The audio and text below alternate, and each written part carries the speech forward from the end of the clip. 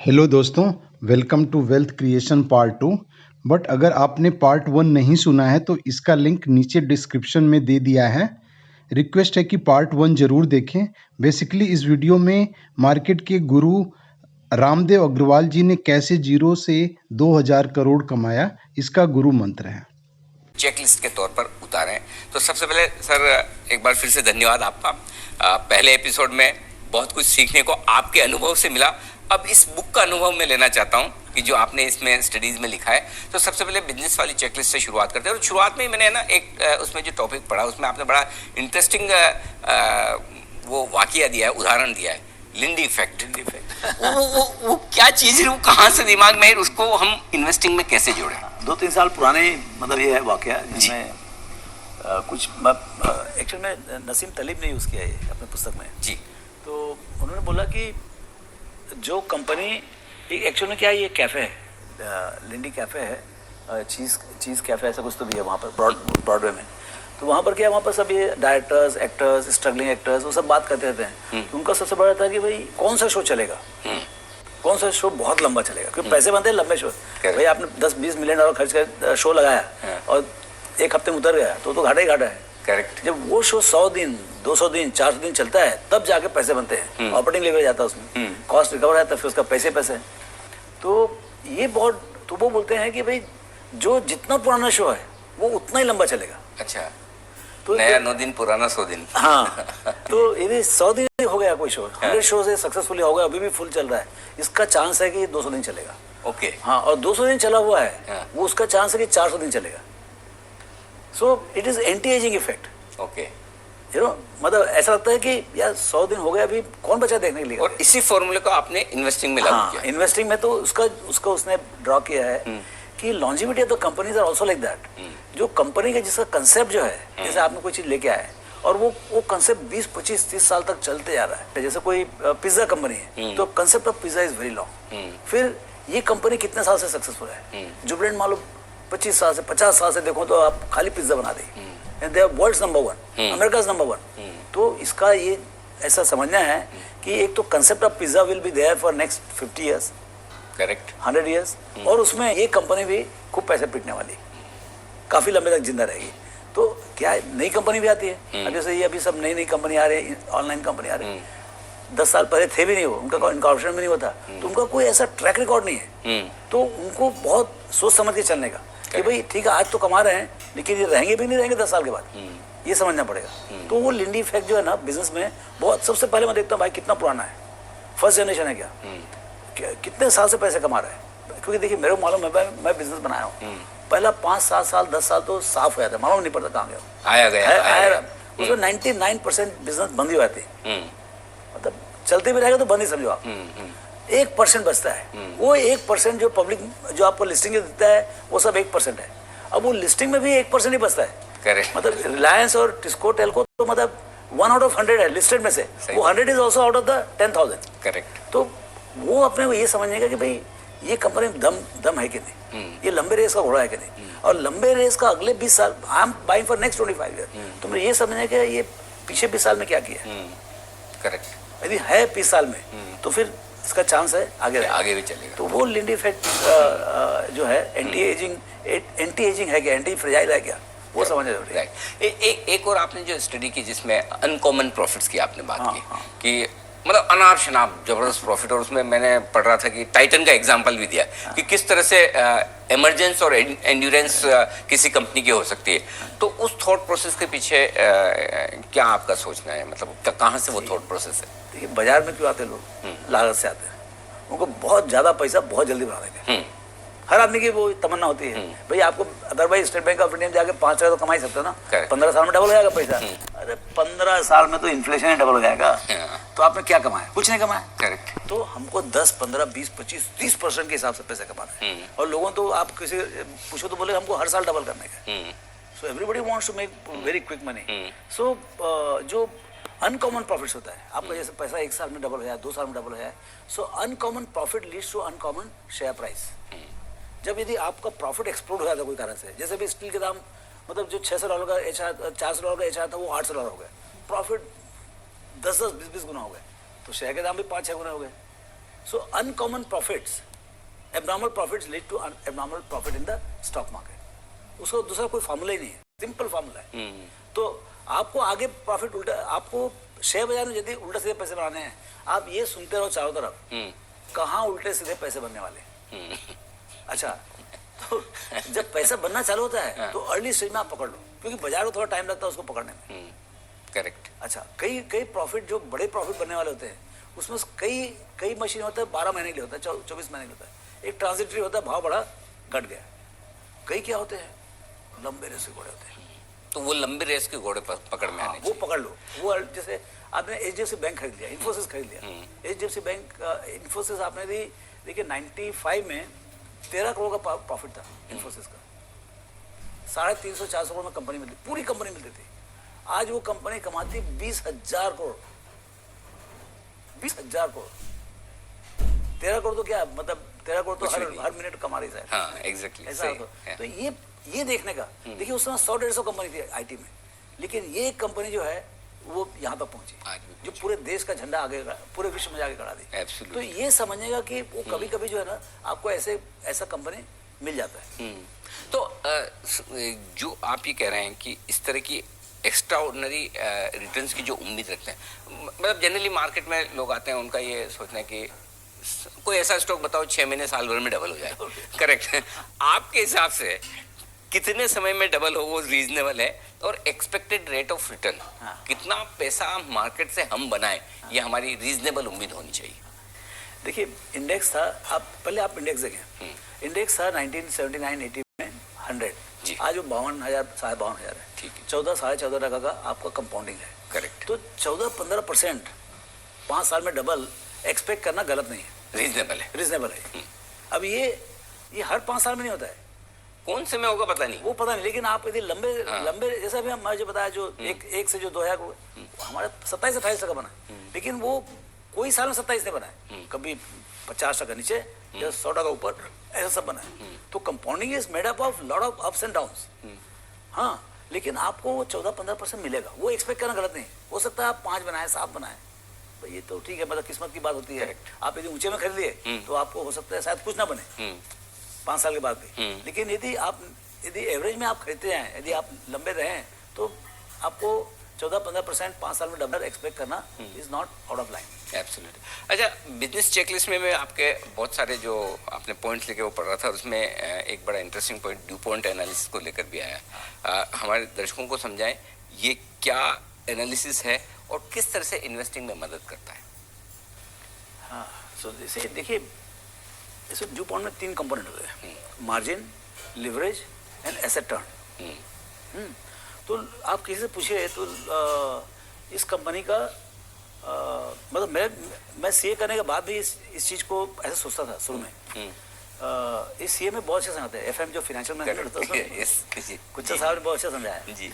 तो इसमें क्या होता है, मार्जिन होता है और एसेट टर्न होता है एंड लिवरेज होता है, ये 3 चीज होती है। तो उससे आपका आरओई ट्री बनता है, रिटर्न ऑन इक्विटी। तो आपका अल्टीमेटली क्या है, देखिए बिजनेस क्या होता है, कैपिटल इनपुट आउटपुट मशीन होता है। करेक्ट। तो आपने साल के शुरू में, बिजनेस ये नाम से कोई मतलब नहीं है। बिजनेस क्या है, आपने 1000 करोड़ साल के शुरू में डाला, साल के आखिरी में 1100 करोड़ निकला, 1200 करोड़ निकला, 2000 करोड़ निकला या 990 करोड़ निकला। करेक्ट। घटिया कंपनी हो गई तो कम कर देगी। अच्छी कंपनी होगी तो कम से कम, जैसे आप एसबीआई में दोगे तो 1050 आएगा, 5% आएगा। आप एवरेज कंपनी में जाएंगे तो आपको समझिए 10-12% मिलेगा। थोड़ी और अच्छी कंपनी में जाएंगे तो 20% मिलेगा। बहुत अच्छी नेस्ले जैसे में जाएंगे तो आपको 80% मिलेगा। और कोई अच्छी कंपनी हो गई तो इनफाइनाइट होता है, मतलब डबल ही आता है पूरा। तो ये देखने का कि भाई, लेकिन वो जो डबल होता है, 100% जो रिटर्न आता है, वो 100% रिटर्न ऐसा नहीं कि मतलब 100 रुपए का सेल किया तो 100 रुपये प्रॉफिट है, हो ही नहीं सकता कभी। होता क्या है, 100 रुपए के सेल्स में आपका 10% मार्जिन होता है, ओके।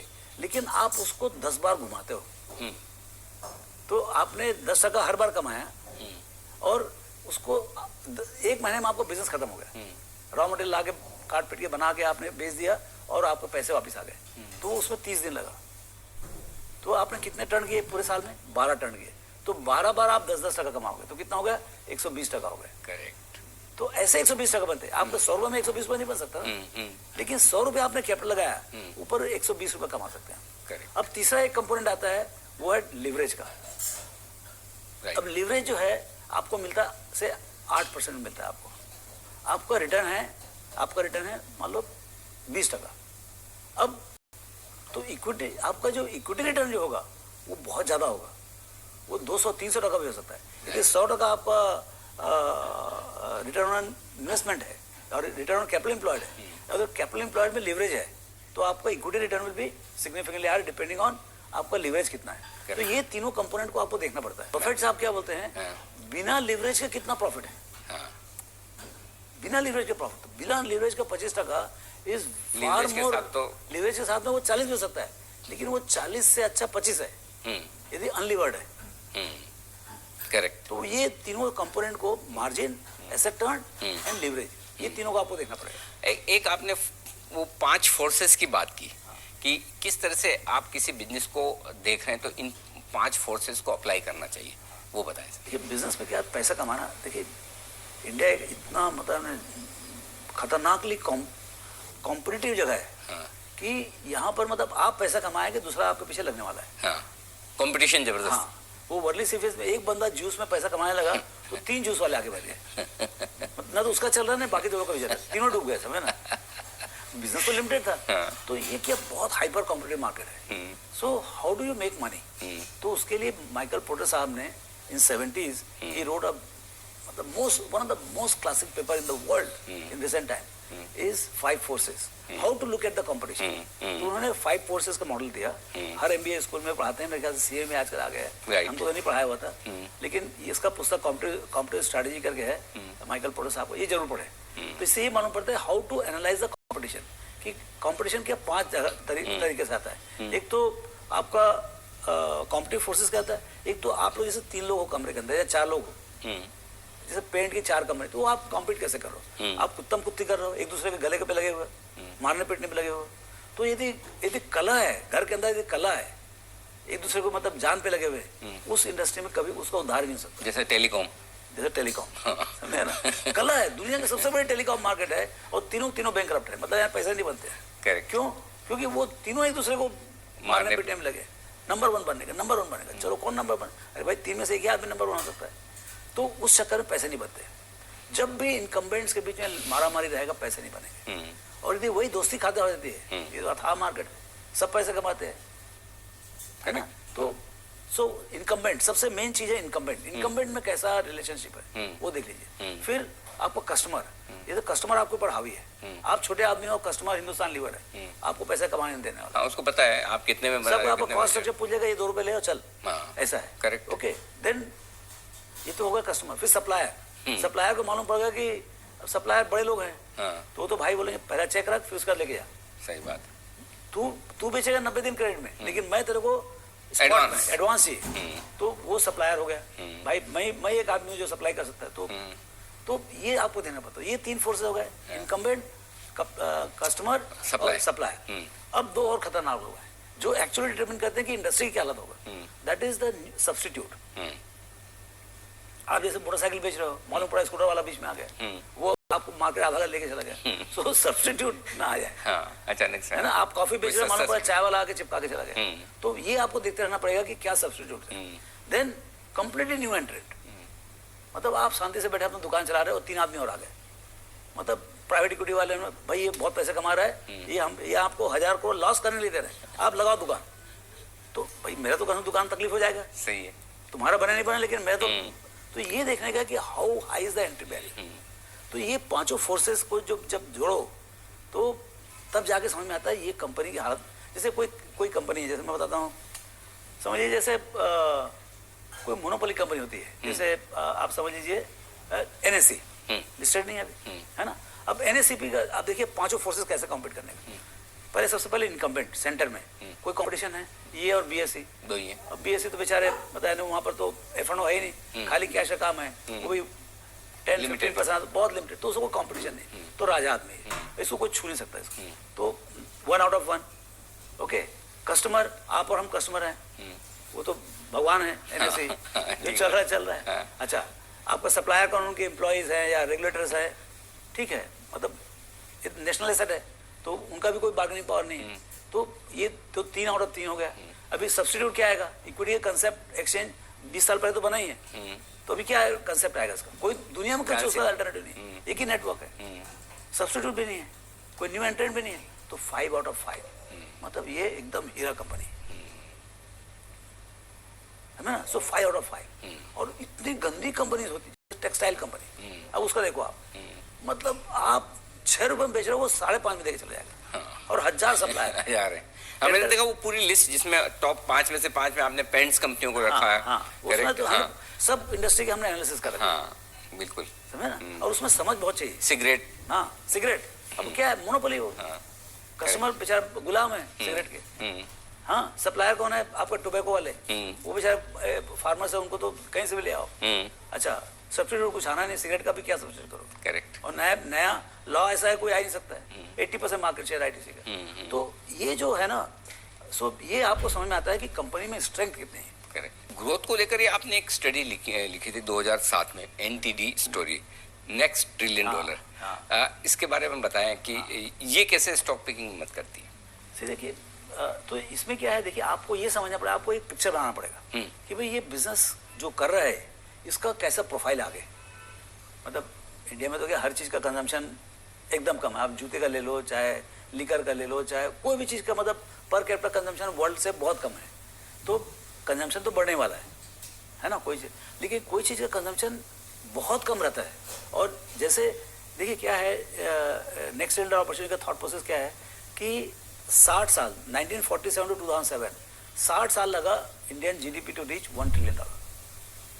दूसरा ट्रिलियन डॉलर है 7 साल में, 2014-15 में आपको दूसरा ट्रिलियन हो गया। तीसरा ट्रिलियन अभी हो रहा है, ये 2-3 साल डिले हो गया because of this Covid and all. Otherwise हमारा 3rd trillion would have happened in 1920 itself, 20 में ही हो जाता। करेक्ट। और अभी हम चौथे की तरफ दौड़ते थे। तो क्या हुआ, because of compounding her trillion dollar जो है जल्दी से जल्दी आ रहा है। चाइना में it is almost every year 1 trillion it is going up. Okay, अब उसका मतलब क्या है, आपका जब पर कैपिटा इनकम 1000 के आसपास होता है, जैसे 2008 में हमारा $1000 पर कैपिटा इनकम था, तो उसमें क्या बेसिक रिक्वायरमेंट बहुत ज्यादा होते हैं। People are basically poor. तो उसमें क्या था, आपको जो घर का रेंट, फूड, ये वो, उसमें क्या कॉर्पोरेट एक्टिविटी क्या होता है, जहाँ पर डिस्क्रिशनरी स्पेंड होता है। जब आप फैशन करते हो, जब आप हवाई जहाज में जाते हो, जब आप ट्रेवल में जाते हो, तब जाके डिस्क्रिशनरी स्पेंड होता है। तो discretionary spend is very thin. तो 100 डिस्क्रिशनरी, 900 बेसिक। जब 1000 का 2000 होता है, तो जो एसेंशियल रहता है वो 1000 रहता है। Discretionary goes from 100 to 1000। So what is a linear GDP, doubling of GDP is 10x for discretionary. और वो जो ग्रोथ जो दिखता है, करेक्ट, वहां पर वो एंटरप्रेन्योर को नहीं मालूम है कि उसका ग्रोथ ऐसा आने वाला है। अच्छा, ग्रोथ को लेकर एक बड़ी इंटरेस्टिंग स्टोरी आपने लिखी थी, जो इसमें भी जिक्र है, जिसका वो 19th स्टडी है आपकी, 100x। मैं टाइटल जब देखा था तभी मैं दंग रहा, अरे कोई स्टॉक 100 गुना भी हो सकता है, क्योंकि हमारा उतना विजन नहीं है शायद। ना हम सोचते हैं कि कोई स्टॉक हम 100 गुना होने के लिए खरीदें। तो ये स्टडी क्या कहती है आपकी? देखिए क्या है कि जो एंटिसिपेटिंग, ये तो पहली बात power of compounding. 100 Guna growth मतलब ऐसा बहुत लगता है, लेकिन 100 गुना ग्रोथ मतलब कितना हुआ? 20 साल के, देखिए आप 10 साल बोलेंगे तो 100 गुना 50-60% चाहिए, लेकिन यदि 100 गुना आपको 20 साल में करना है तो 25% चाहिए बस। 25% हर साल बढ़े तो काफी है। 10 साल में 10 गुना, 20 साल में 100 गुना, और 30 साल में 1000 गुना भी हो जाएगा। करेक्ट। तो ये समझना पड़ेगा कि भाई आपको 100 गुना कितने साल में करने का। करेक्ट। ये 100x वाला जो आपने स्टडी लिखा, प्लस इसके साथ ही एक और बैक टू बैक जो स्टडी थी, मिड टू मेगा, ये दोनों इंटरकनेक्टेड है। तो ये क्या सब थॉट प्रोसेस है। ये 100x जो है ना, ये थॉमस फेल्प्स का एक बुक है। तो उसने स्टडी किया कि 1930 से 1971 40 इयर्स के बीच में अमेरिका में कितनी कंपनी 100 गुना हुए सक्सेसफुली। तो उसके लिए क्या क्या चाहिए आपको, मतलब क्या क्या इंग्रेडिएंट चाहिए। तो इसमें मेन चीज मेरे ध्यान में जो अभी तक है वो ये कि जब आपको when you are shooting for 100x, company जो 10-15 साल 20 साल में 100x हो रही, तो आप छोटे मोटे कुत्ते बिल्लियों के शिकार ना करें आप। मतलब your guns are loaded and you are shooting for elephants. जब एलिफेंट आएगा तो ही शूट करने का। अच्छा, मतलब छोटा सा हिरण आया, ये सब में पढ़ने का नहीं, लगा नहीं लगा, गोली वेस्ट हो गई। 10-20-25 वाले में जाने का नहीं।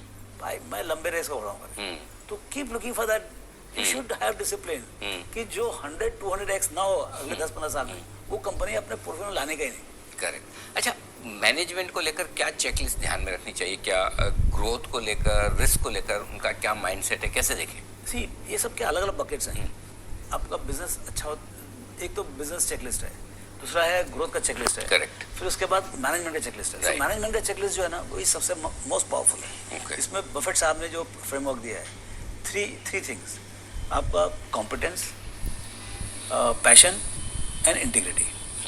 End of the three, integrity is most important. अच्छा, क्योंकि यदि आप बहुत कॉम्पिटेंट हो और बहुत पैशनेट हो लेकिन बेईमान हो, तो वो तो बहुत डेडली हो जाएगा। अच्छा, मतलब चोर मैनेजमेंट का तो कोई जगह ही नहीं, जगह ही नहीं। एटलीस्ट इन लिस्टेड कंपनीज, क्योंकि वो चोरी करके अपने घर को भर सकता है, आपके घर में कुछ नहीं आएगा। वो बहुत कॉम्पिटेंट है, हाँ, लेकिन चोर और ज्यादा करेगा तो नहीं, तो अपने घर ले जाएगा ना सब। आपको आपके घर में क्या आएगा? करेक्ट। यदि ईमानदार रहा तो सब ऐसे जमा करके रखा रहेगा एक जगह, तो वो आपको भी 10 टका मिलेगा, उसको भी 90 टका मिलेगा। So it is very important that he is a man of highest competence, highest passion and integrity. सब कुछ ये ठीक है, तो प्राइस चेकलिस्ट में अगर थोड़ा महंगा भी खरीद ले तो कोई दिक्कत नहीं? नहीं, वो या वहाँ बहुत तक सस्ता? पहुंचे, ये QGLP प्रॉपर सीक्वेंस है। अच्छा, quality of business, quality of management, growth, longevity, ये जब चारों हो गए, अब प्राइस पे आएगा। हाँ, हाँ। क्योंकि आपको वैल्यू की समझ ही नहीं ना पहले तो। जब आपको यदि वैल्यू नहीं मालूम कोई चीज का, तो प्राइस कैसे लगाओगे? जैसे डायमंड है मेरे पास, जैसे चमक रहा है यहाँ से, लेकिन आर्टिफिशियल डायमंड है और रियल डायमंड है, तो फर्क है ना। करेक्ट। तो वो डायमंड कितना बड़ा है, कितना क्वालिटी का है, वो आपको QGL प्रोसेस से मालूम पड़ेगा। जब वो मालूम पड़ेगा, तो यदि मैं पारखी हूँ डायमंड का, तो मैं बोलूँ $1 मिलियन होना चाहिए सर कीमत, तो फिर भाव देखो आप, मालूम पड़ा भाव तो ये तो $50,000 में मिल रहा है, $10,000 में मिल रहा है, या $10 मिलियन में मिल रहा है। $10 मिलियन भाई तू अपने पास रख। करेक्ट। तो ये जो वैल्यू और प्राइस का जो गैप है, वो समझना बहुत जरूरी है। और जो रिस्क को लेकर चेकलिस्ट है, वहाँ क्या ध्यान रखना चाहिए? रिस्क में देखिए, आपका मेन रिस्क आता है 2 सोर्सेस है, business and management. Okay. Okay, यदि बिजनेस में आप ये देखें कि भाई ये आपको अभी लग रहा है कि अच्छा है और एक्चुअली खराब निकलता है, तो भी आप गड्ढे में जाओगे, है ना। So what is the track record of this thing? वही 5 फोर्सेस, ये सब कॉमन साइज, और एक और हम करते हैं CVPM, cost volume price mix, वो भी देखते हैं हम। तो ऐसे कई हथकंडे हैं, वो सब मतलब वो एक क्रिएटिव प्रोसेस है। ये समझेगा कि तो भाई इसी क्रिएटिव प्रोसेस में सोचता हूँ, अब इतनी सारी आपने बना ली, 25 हो गई है, अब व्हाट नेक्स्ट? अब अरे बहुत बाकी है, तो कुछ अभी नहीं, अभी चालू भी नहीं हुआ, समझिए ट्रेलर नहीं हुआ क्या अभी, बात? इतनी जगह है और इतना कुछ नया नया आ रहा है, हाँ। इतना कुछ नया नया आ रहा है। अब जैसे कल किसी ने बोला, हावर्ड मार्क्स साहब ने बोला कि अब ऐसा लगता है कि जितने नोन फैक्ट्स हैं उसके बेसिस पे पैसा कमाना बहुत डिफिकल्ट है। अच्छा। You have to look into the future. Oh, मतलब ये क्या होगा, सी बिकॉज ऑफ डिजिटाइजेशन, और मतलब अभी फ्री में जो हम लोग को 85 में बैलेंस शीट मिलने का बहुत मुश्किल था, उसके लिए हम लोग ऑड लॉट शेयर करते थे। करेक्ट। आज के दिन में आपको एनालाइज्ड जो कितने सारे जगह हैं जहाँ पर आपको बिना पे किए फ्री में इतना सारा बम्बार्डिंग ऑफ इन्फॉर्मेशन, बम्बार्डिंग जो हो रहा है, उसमें मतलब कोई आपको मालूम, मेरे को मालूम है। So how do I make money? अच्छा सर, एक चीज़, वैसे तो आप मुझे हमेशा ऑब्लाइज करते हैं, इंटरव्यू देते हैं, हमारे दर्शकों से हिंदी में बात भी करते हैं, उन्हें समझ में भी आता है, लेकिन ये तो पुस्तक तो पूरी की पूरी इंग्लिश में है। हाँ। तो हिंदी वाले, हिंदी वालों के लिए क्या है? वर्षन करेंगे ना उसका, हिंदी वर्षन करेंगे, गुजराती वर्षन करेंगे, सब वर्षन अच्छा। करेंगे। हाँ करेंगे ना, ऐसा डिमांड है जैसा आपने बोला, तो करेंगे। इसमें क्या है, कोई टाइम थोड़ी लगता है। तो अभी कहीं ये अवेलेबल है या? नहीं, अभी नहीं हुआ, अभी थोड़ा वक्त लगेगा, लेकिन it's not a very big thing, मतलब Okay. बहुत जल्दी हो जाएगा। चलिए बहुत मैंने बढ़िया। हो जाएगा, वो तो करेंगे हम। मैं तो पढ़ चुका हूँ, लेकिन हमारे दर्शकों को ज़रूर इंतज़ार रहेगा कि ये सर की ये इतनी बेहतरीन बुक है, मैं इसे बुक नहीं कहूँगा, ग्रंथ ही कहूँगा।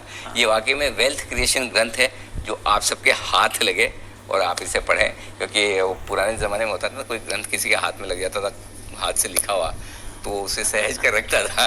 तो मैं भी इस पर सर का एक ऑटोग्राफ भी लूँगा और सहज कर रखूँगा। सर बहुत बहुत धन्यवाद। आपके 40 सालों का अनुभव, 25 वेल्थ क्रिएशन स्टेज का अनुभव आपने इस पुस्तक में समेटा है, और हम